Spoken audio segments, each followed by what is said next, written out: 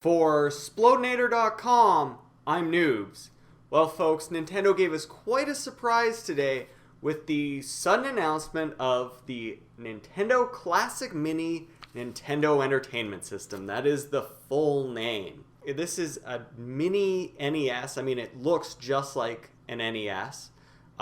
Fits in the palm of your hand, however. Does not accept cartridges or anything like that. No, rather comes preloaded with 30 classic NES games on it. It comes out November 11th. It's coming to North America and Europe for, at least in the US, $60.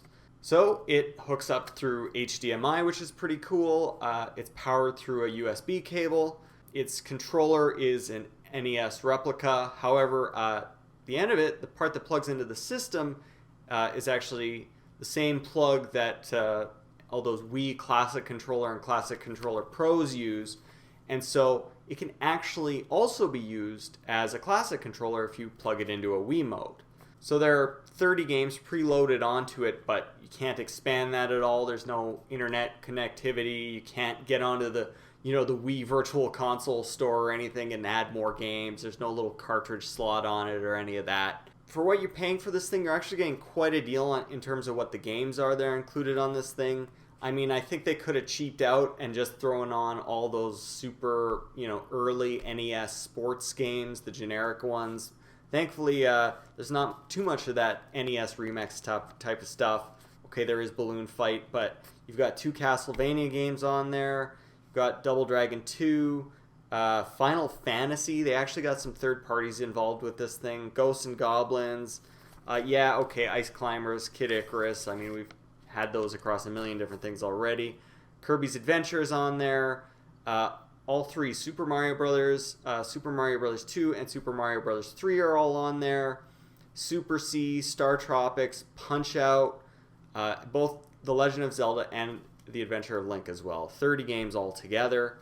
And some real winners on there, so it's an impressive list. NES games on the Wii U Virtual Console range in price from $5 to $6. So when you consider you're getting 30 games here for $60, works out to $2 a game. It's really quite a savings. I mean, as well, you're also getting one controller in the package and the hardware itself. When you consider all that put together, it really makes me think, come on, Nintendo could do a lot better with those NES prices on the Virtual Console. So it's cool, it's grabbing a lot of headlines, it looks fantastic. I'm really hyped about the controllers. I'm tempted to get a separate controller. You can buy them separately for $10 just to use with Virtual Console games. I think that's pretty cool. A lot of people hopeful that if maybe this does well, maybe we'll get a Super Nintendo Mini, N64 Mini. Again, I mean, obviously the Super Nintendo's lineup is so incredible that it would be quite a deal if they did that. Getting the controllers, for those systems would be fantastic, but I'm getting ahead of myself here.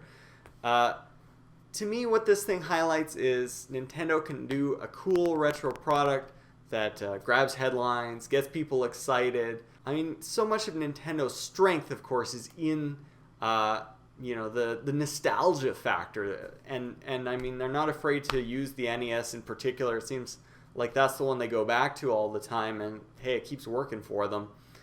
Personally, I've had dreams for years of Nintendo putting out a virtual console, like micro console. A virtual console micro console. Some little thing the size of this little NES that would, connect to a virtual console service, and you could just buy your games digitally through that. Unfortunately, this is not that system, so that's too bad. Would have loved to see this thing, connect to, hey, your Nintendo Network ID or your Nintendo account, and be able to grab games off the Virtual Console store that's also available on any of their other systems, because hey, remember, Nintendo keeps these all separate for some reason.